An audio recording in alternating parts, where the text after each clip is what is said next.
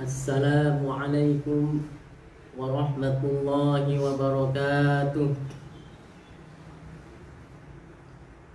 Alhamdulillahi rabbil alamin, al-hayyil qayyumil mudabbir li jami'il makhluqin. Wassalatu wassalamu ala sayyidina Muhammadin ashrafil mursalin wa ala alihi wa ashabihi at-tayyibin at-tahirin. Allahumma la sahla illa ma ja'altahu sahla wa anta ya hayyu ya qayyum taj'alul hazna idza syi'ta sahla. Allahumma dhakkirna ma nasina wa 'allimna ma jahilna wa zidna 'ilma. Allahumma arzuqna al-ikhlasa fin niyyati wal qawli wal amal. Ahbabana al-kiram, insyaallah pada pertemuan kali ini kita akan melanjutkan pembahasan tentang sifat-sifat Allah Subhanahu wa taala. Pada pertemuan sebelumnya kita sudah membahas tentang sifat Allah al-wahdaniyah, yaitu Allah Subhanahu wa taala bersifat al-wahid, artinya alladzi la syarika lahu fil uluhiyah. Allah Subhanahu wa taala tidak ada sekutu baginya dalam ketuhanan. Kemudian kita juga kemarin sudah membahas tentang sifat al-ahad, bahwasanya Allah Subhanahu wa taala bersifat al-wahidul ahad. Artinya Allah Subhanahu wa ta'ala mustahil dan tidak menerima pembagian, karena Allah Subhanahu wa ta'ala bukanlah jisim. Allah Subhanahu wa ta'ala yang menciptakan makhluk, Allah yang menciptakan benda-benda, Allah yang menciptakan jisim. Maka Allah Subhanahu wa ta'ala bukanlah jisim, dan Allah tidak serupa dengan makhluk-makhluknya, tidak bersifat seperti sifat-sifat makhluk-makhluknya. Kita lanjutkan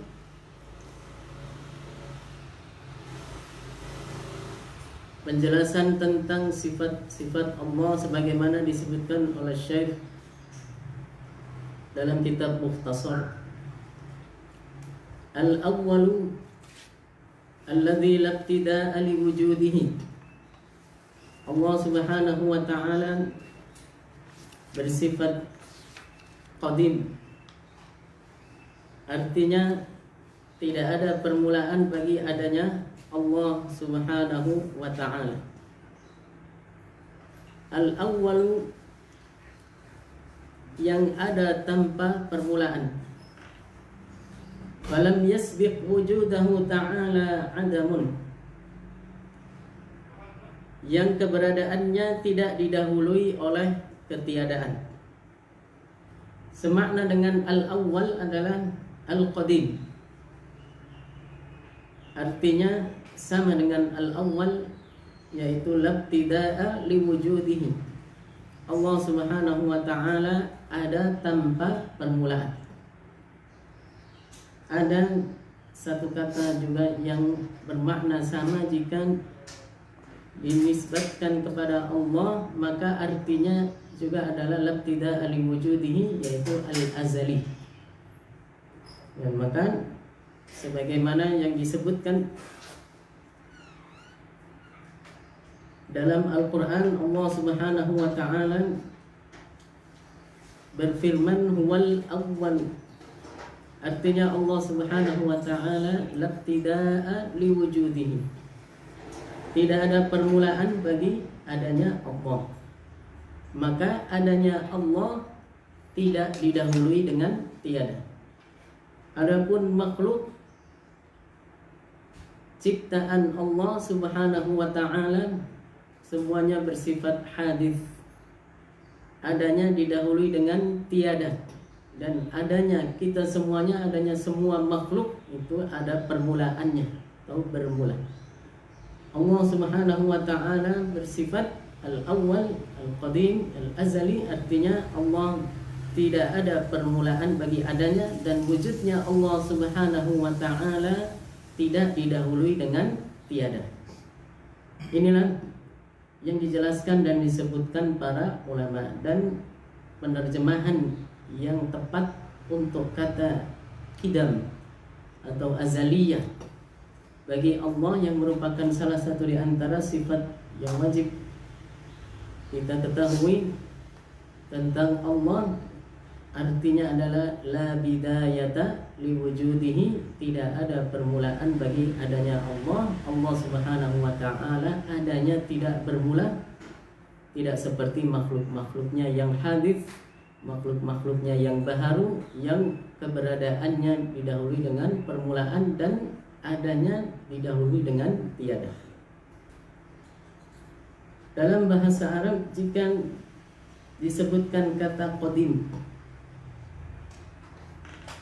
dikatakan qadim dan dinisbatkan kepada Allah, maka al-qadim itu maknanya sama dengan al-awwal, artinya ada tanpa permulaan.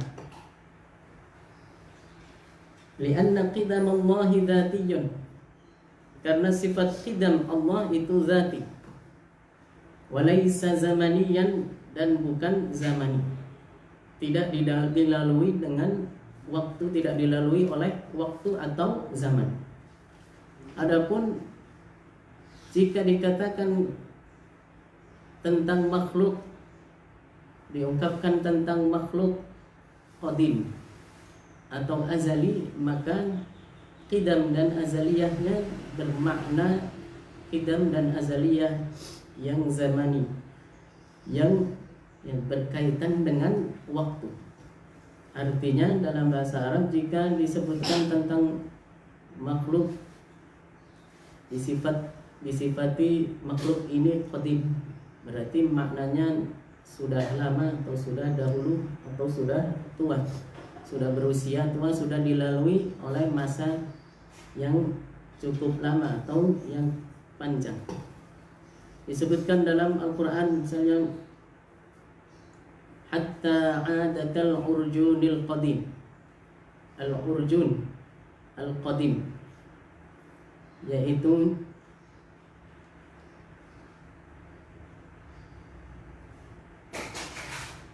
tangkainya kurma. Jika sudah tua dan berbuah banyak, maka tangkai tersebut akan melengkung. Seperti itulah diibaratkan bulan yang dalam keadaan sabit. Ya, perumpamaannya diumpamakan seperti tangkai kurma yang sudah lama dan sudah tua dan sudah berbuah banyak, maka akan melengkung. Ya, itu adalah contoh penggunaan kata qadim, tapi untuk makhluk maka maknanya adalah bermakna sudah dilalui oleh masa yang lama atau sudah berlalu baginya masa yang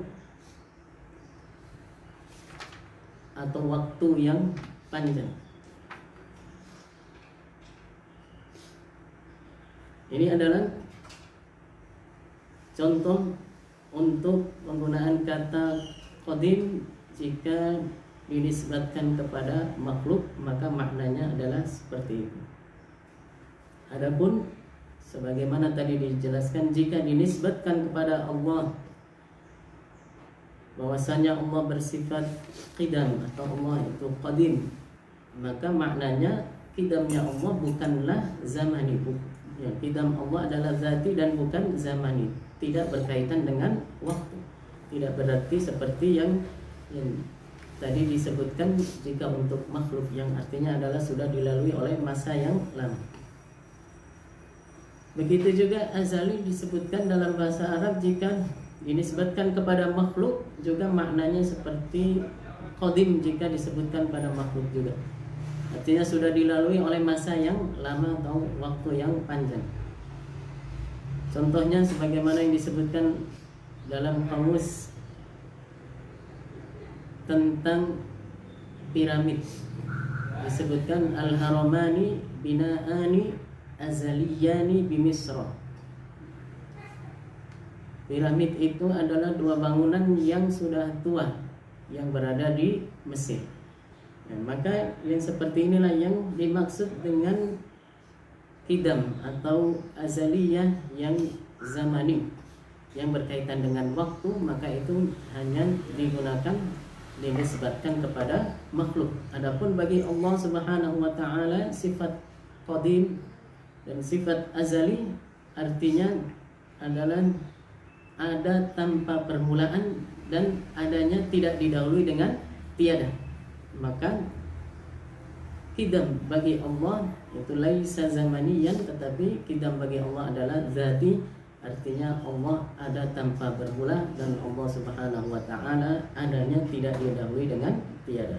Jadi kita harus bisa membedakan antara penggunaan kata ini, dua kata ini jika dinisbatkan kepada Allah dengan makna yang khusus bagi Allah, adapun jika dinisbatkan kepada makhluk maka memiliki makna yang lain. Jika qidam itu atau qadim itu dinisbatkan pada Allah, maka artinya Allah Subhanahu wa taala adanya tanpa permulaan dan qidamnya Allah adalah zati. Adapun jika dinisbatkan kepada makhluk maka artinya adalah qidam tersebut zamani, berkaitan dengan waktu, artinya dilalui oleh masa atau waktu yang lama atau waktu yang panjang. Al-hayyul al-muttasifu bihayatin azaliyatin abadiyatin laysat biruhin wa lahmin wa damin wa asabin wa mukh. Allah Subhanahu wa taala bersifat hayat. Artinya al-hayy adalah yang bersifat dengan kehidupan yang azali, tidak bermula. Al-muttasifu bihayatin azaliyatin abadiyah. Hayat al-azaliyah yang merupakan sifat Allah al-abadiyah yang tidak bermula dan tidak berpenghabisan atau tidak berakhir, itu adalah laisat biruhin, tidak seperti hayat atau hidupnya makhluk. Maka hidupnya Allah Subhanahu wa taala, sifat hayat bagi Allah bukan dengan roh. Laisat biruhin walahmin, dan juga tidak dengan daging. Wadamin, dan tidak dengan darah. Wa asabin, dan tidak dengan tendon. Wa mukhin, dan tidak dengan sumsum. Bal hayatuhu sifatun qadimatun qaimatun bidatihi ay sabitatun lah. Sifat hidup Allah adalah sifat yang qadim, yang tetap bagi Allah Subhanahu wa ta'ala, tidak seperti hidupnya makhluk dengan roh. Adapun Allah Subhanahu wa ta'ala maha hidup tanpa roh, tanpa daging, tanpa darah, tanpa tendon, tanpa sumsum, tidak seperti hidupnya makhluk. Al-Qayyum Al-Qa'imu binafsihi alladhi la yahtaju li ghairihi. Al-Qayyum artinya yang ada tanpa membutuhkan kepada selainnya. Allah Subhanahu wa ta'ala tidak butuh kepada apapun dari makhluknya. Allah Subhanahu wa ta'ala tidak butuh kepada arsy sebagai tempat. Allah Subhanahu wa ta'ala tidak butuh pada malaikat sebagai penolong dan pembantu. Allah Subhanahu wa ta'ala tidak butuh kepada apapun dari makhluk-makhluknya. Allah menciptakan semua makhluk-makhluknya. Allah Subhanahu wa ta'ala menciptakan semua yang ada di alam ini bukan karena Allah Subhanahu wa ta'ala butuh kepada makhluk-makhluknya. Sayyidina Ali bin Abi Thalib pernah berkata, Inna Allaha khalaqal arsha izharan li qudratihi wa lam yattakhidhu makanan li dhatihi. Allah Subhanahu wa ta'ala menciptakan arsy untuk menampakkan kekuasaannya, dan tidak untuk menjadikan arsy itu sebagai tempat baginya. Allah Subhanahu wa taala bersifat Al-Qayyum, artinya Allah tidak butuh kepada apapun dari makhluknya. Ad-Daimu alladzi la yalhaquhu wa la yajuzu alaihi al-fana. Ad-Daim artinya Allah Subhanahu wa taala tidak dikenai dan tidak berlaku baginya kepunahan. Li'anna al-fana'a yastahilu alaihi aqlan. Karena kepunahan itu mustahil baginya secara akal. Fala daima bihadzal ma'na illa Allah taala. Jadi tidak ada yang kekal atau daim dengan makna ini kecuali Allah tabaraka wa taala. Daimumiyat bagi Allah, kekekalan bagi Allah itu juga sifatnya zati. Allah Subhanahu wa taala kekal bukan karena selainnya menjadikannya kekal. Adapun di antara makhluk jika ada yang kekal seperti surga dan neraka, maka daimumiyahnya, kekekalannya itu bukanlah zati tapi karena Allah Subhanahu wa taala berkehendak untuk menjadikannya kekal dan tidak mengalami kepunahan. Maka jika dikatakan Allah Subhanahu wa taala bersifat baqa atau di sini disebutkan Allah daim, artinya tidak berlaku baginya dan tidak dikenai kepunahan, maka ini adalah daimumiyah yang zati, yang Allah Subhanahu wa taala bersifat dengan sifat tersebut. Adapun makhluk yang hadis, yang bermula akan tetapi dia tidak punah seperti surga dan neraka sebagaimana disebutkan dalam dalil-dalil baik dari Al-Quran maupun dari hadis Rasulullah SAW, maka itu artinya apa? Daimumiyahnya atau kekekalannya itu bukan dengan sendirinya, bukan ya, karena keduanya memang kekal dengan sendirinya, akan tetapi karena Allah Subhanahu wa taala yang berkehendak untuk menjadikan keduanya kekal dan tidak berlaku serta tidak dikenai kepunahan. Al-Khaliqu alladhi abraza wa kawwana jami'al kainati minal adami ila wujud. Al-Khaliq artinya Allah yang menampakkan dan menjadikan segala sesuatu yang ada dari tidak ada menjadi ada. Allah Subhanahu wa taala bersifat Al-Khaliq, artinya Allah Subhanahu wa taala yang mewujudkan segala sesuatu dari semula tidak ada menjadi ada. Segala yang ada di alam ini semuanya tidak ada, dan Allah Subhanahu wa taala yang menghendaki dan menciptakan serta mewujudkan dan mengadakannya. Dari tidak ada menjadi ada, maka semua yang ada ini disebut sebagai makhluk, dan Allah Subhanahu wa taala yang mewujudkan segala yang ada ini dari tidak ada menjadi ada, maka Allah Subhanahu wa taala adalah Al-Khaliq. Ar-Raziq alladhi yusilul arzaqa ila ibadihi. Ar-Raziq yang menyampaikan semua rizki kepada hambanya. Allah Subhanahu wa ta'ala yang memberikan rizki kepada hamba-hambanya. Al-Alim al-muttasifu bisifatil ilmil azaliyil abadi. Allah Subhanahu wa ta'ala Al-Alim yang bersifat dengan sifat ilmu yang azali, tidak bermula, dan abadi, tidak berpenghabisan. Alladzi la yataghayyaru. Ilmu Allah tidak berubah.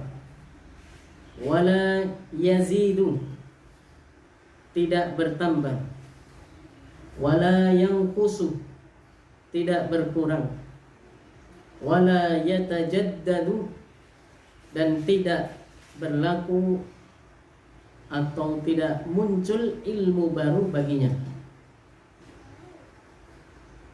Fahuwa ta'ala alimun la kal ulama. Allah Subhanahu wa ta'ala alim, bersifat dengan ilmu, berilmu yang tidak seperti para ulama. Lianna ilmahu qadimun wa ilma ghairihi hadithun. Karena ilmu Allah qadim, tidak bermula, sedangkan ilmu selain Allah itu baharu. Ilmu Allah Subhanahu wa ta'ala azali dan abadi, tidak bermula dan tidak berpenghabisan.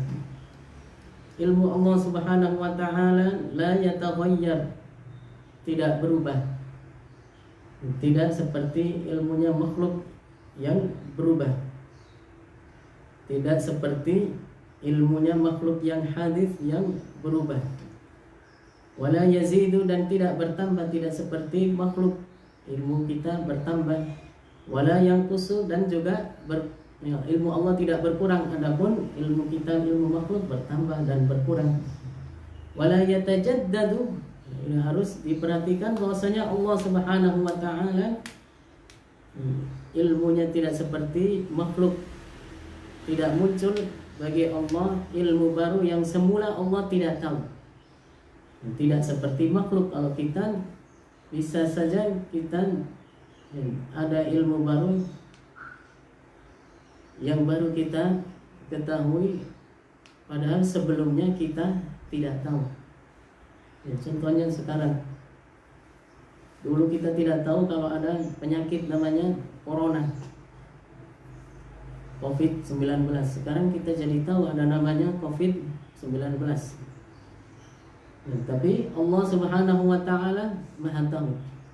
Allah yang menciptakan penyakit bagi kita semuanya, maka Allah Maha tahu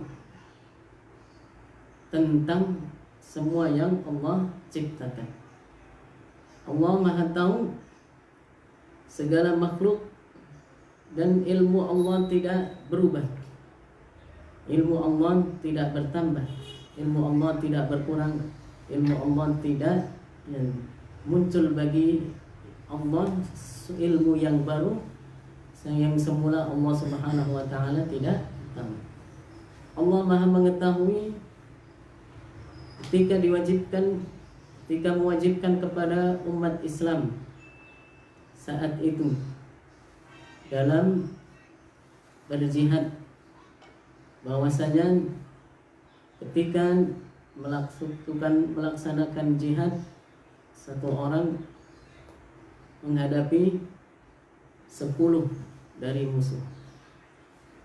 Kemudian ternyata setelah berjalan dan diberlakukan hukum tersebut, ternyata banyak yang tidak sanggup dan tidak mampu, maka kemudian dinasakh hukum tersebut menjadi satu orang menghadapi 2 musuh.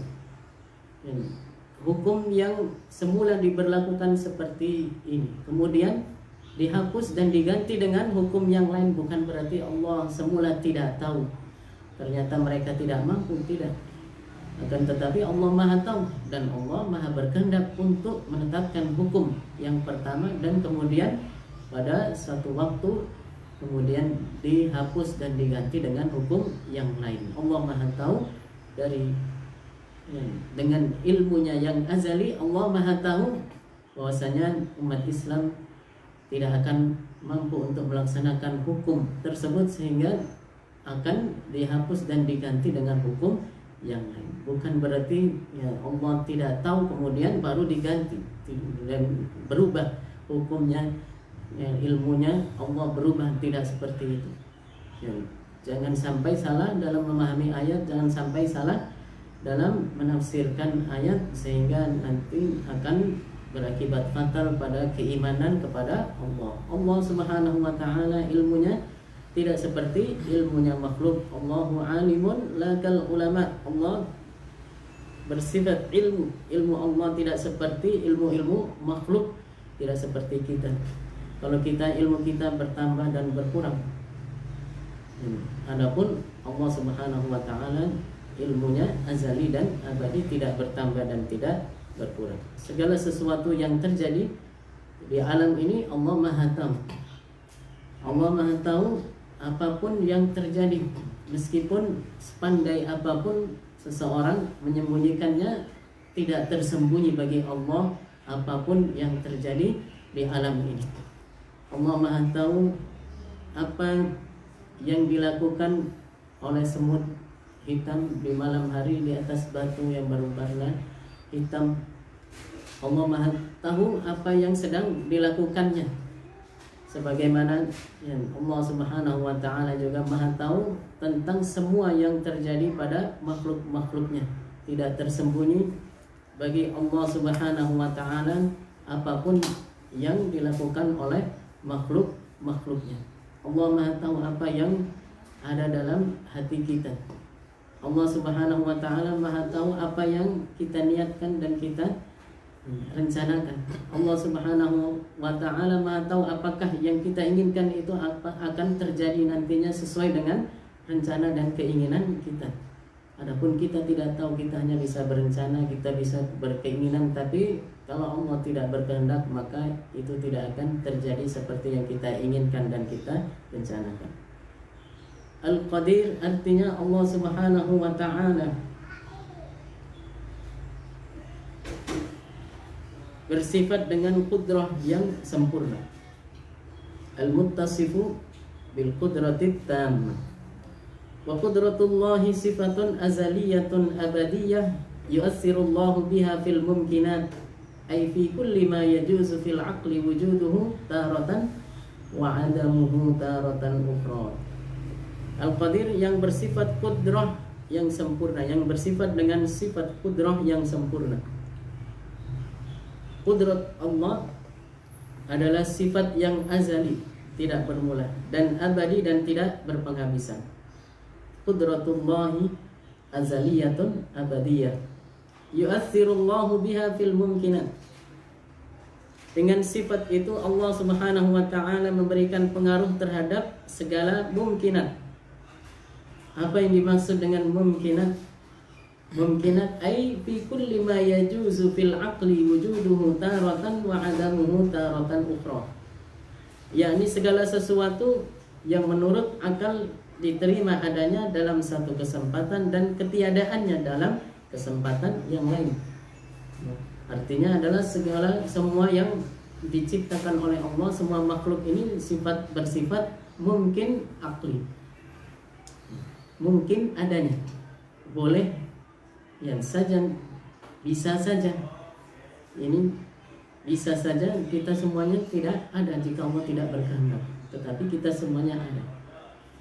Dan kita dulu sebelum kita ada, kita semuanya tidak ada. Ini yang disebut dengan jaiz akli atau mungkin akli, yang keberadaannya bersifat mungkin, ya, bisa ada pada satu kesempatan atau satu waktu dan bisa tidak ada pada kesempatan yang lain. Dulu tahun 1800 atau 1100 Hijriah, kita semuanya belum ada. 1100-an Hijriah, ya. Sekarang 1400 Hijriah, 1100-an Hijriah kita semuanya belum ada, 300 tahun yang lalu. Ya.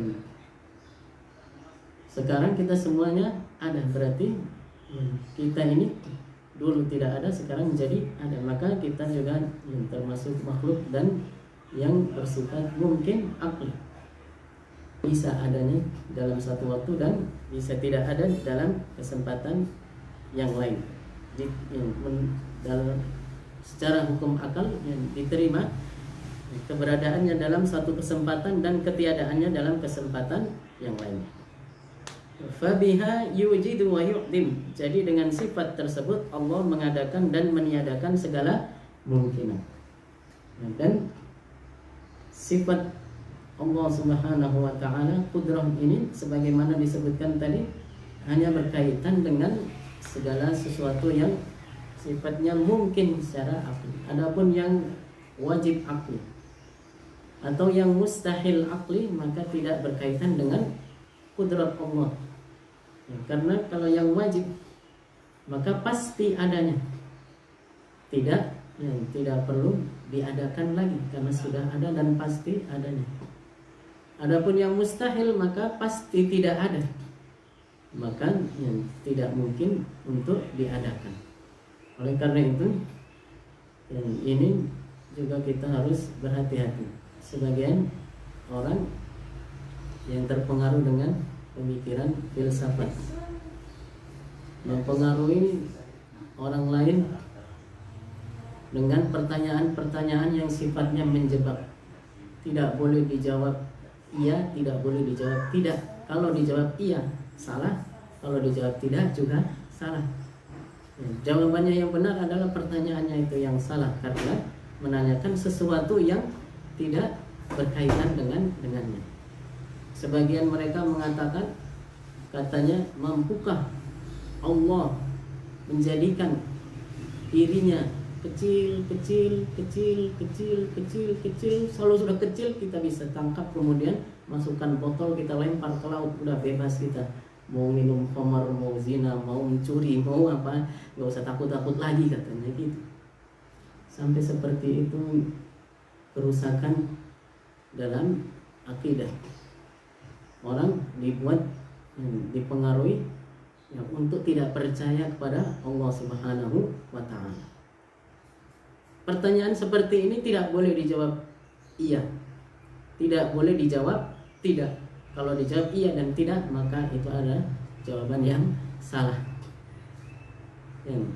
Kalau dijawab iya berarti mengatakan Allah Subhanahu wa taala akan berubah jadi kecil. Sementara berubah itu mustahil. Kalau dijawab tidak, maka berarti bahwasanya Allah tidak sanggup, tidak kuasa. Maka itu menunjukkan kelemahan bagi Allah Subhanahu wa taala. Maka jawaban yang benar adalah bahwasanya pertanyaannya ini yang salah karena kudrat Allah yang bersifat kudrat, dan kudrat Allah tidak berkaitan dengan yang mustahil yang secara akal.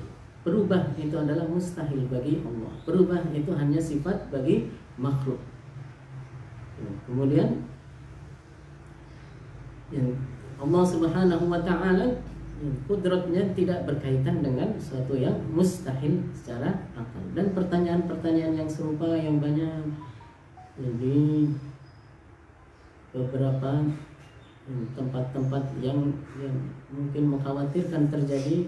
Ada orang-orang yang menyusup dan membuat ya pertanyaan-pertanyaan seperti itu sehingga menjerumuskan orang lain dalam kesesatan, dalam kesalahan, dalam berkeyakinan, dalam berakidah, dalam beriman kepada Allah Subhanahu wa taala. Maka kita harus berhati-hati. Ya, banyak di kampus-kampus mungkin yang mempelajari tentang filsafat. Yang kemudian sebagian dosennya melontarkan pertanyaan seperti itu bagi mahasiswa yang tidak mengerti, tidak punya dasar keimanan dengan dasar akidah ilmu tauhid yang kuat, maka akan terpengaruh. Pengalaman saya sendiri bahwasanya ada satu orang teman kuliah di suatu kampus, kemudian dia bercerita kepada saya untuk bahwasanya dosen dalam mata kuliah filsafat melontarkan pertanyaan seperti itu kepada mahasiswa-mahasiswa. Untungnya kata dia nggak ada mahasiswa yang menjawab.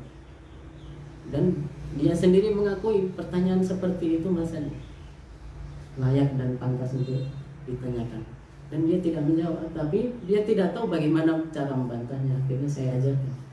Kalau ada yang bertanya seperti itu lagi, katakan kepadanya pertanyaanmu itu yang salah, karena kudrat Allah tidak berkaitan dengan yang mustahil, Kudrat Allah tidak berkaitan dengan yang wajib secara akli, yang berkaitan dengan segala sesuatu yang mungkin dan jaiz yang bisa ada dalam satu kesempatan dan bisa tidak ada dalam kesempatan yang lain. Mungkin secara akal diterima oleh akal, yang adanya dalam satu waktu dan ketiadaannya dalam waktu yang lain. Wallahu subhanahu wa ta'ala fa'alun lima yurid. Allah subhanahu wa ta'ala yang kuasa mewujudkan segala apa yang ia kehendaki. Allah bersifat iradah, bersifat masyiah, maha berkehendak. Segala yang Allah kehendaki pasti akan terjadi, dan takdir Allah tidak berubah, kehendak Allah tidak berubah. Ay annallaha qadirun ala takwini ma sabaqat bihi iradatuhu. Allah subhanahu wa ta'ala kuasa menjadikan apa yang ia kehendaki, yakni mengadakan apa yang ia kehendaki pada azal keberadaannya. Ay ala ijadi kulli ma arada fil azali wujudahu. Allah ta'ala la yu'jizuhu an dhalika syai'. Jadi Allah subhanahu wa ta'ala tidak ada sesuatu pun yang melemahkannya dari hal tersebut. Yaf'alu ma yasha' bila masyaqqah. Allah melakukan apa yang ia kehendaki tanpa kesulitan. Wala yumani'uhu ahadun, dan tanpa ada satupun yang dapat menghalangi dan mencegahnya. Segala sesuatu yang sudah dikehendaki oleh Allah, maka itulah yang pasti akan terjadi, dan takdir Allah tidak berubah.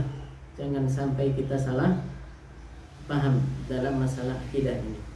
Tidak boleh diyakini takdir Allah berubah. Tidak boleh diyakini kehendak Allah berubah. Apa yang Allah kehendaki, maka itulah yang pasti akan terjadi, dan takdir Allah itu sudah pasti dan tidak akan berubah, tidak berubah. Karena berubah itu adalah sifat makhluk. Berubah itu adalah sifat bagi segala sesuatu yang mungkin. Kita makhluk berubah.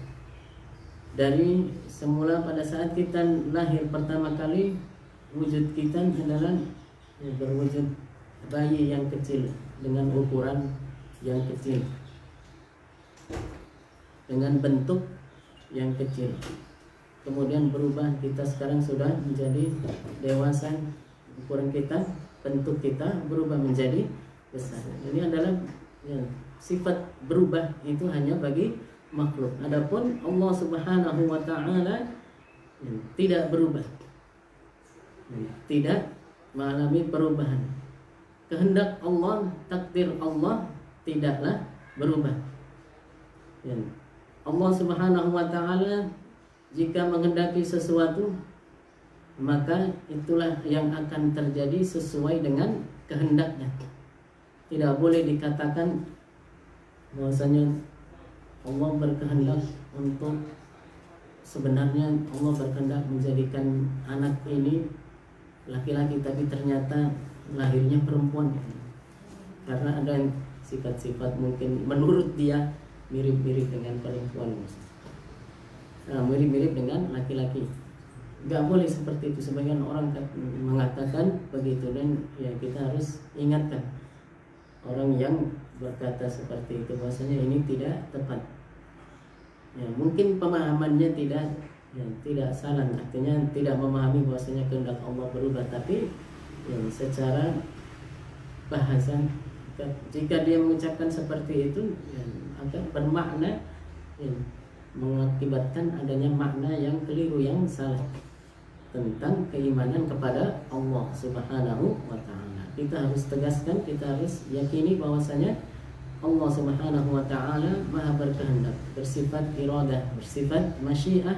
Kehendak Allah subhanahu wa ta'ala tidak berubah. Jika Allah berkehendak, maka apa yang ia kehendaki itulah yang pasti akan terjadi, dan semuanya tidak akan meleset dari takdir dan kehendak Allah subhanahu wa ta'ala. Demikian.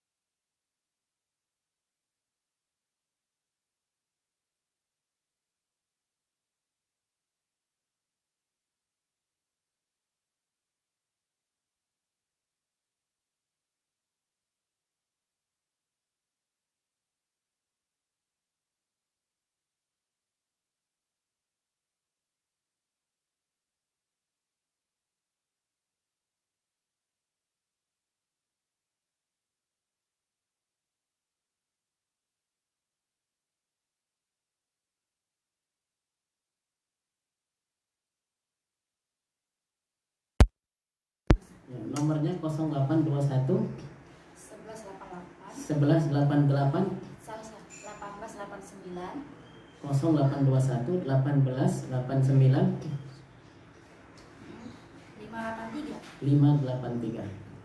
Ya, silakan, jangan sampai sia-siakan kesempatan ya, meskipun kita dalam suasana pandemi, dalam suasana PSBB, dalam suasana AKB, ada lagi istilah baru, adaptasi kebiasaan baru ya, tetap kita belajar meskipun dengan jarak jauh. Dulu kita ya, tidak datang ke sini, Syekh Salim masih di Australia, tapi beliau bisa menyampaikan ilmu, memberi manfaat dan faedah kepada kita semuanya dengan ilmu beliau yang beliau sudah talakikan, dan kita bisa talaki kepada beliau insyaallah besok jam 9 ya, tapi daftarnya jangan jam 9, daftarnya sebelum jam 9.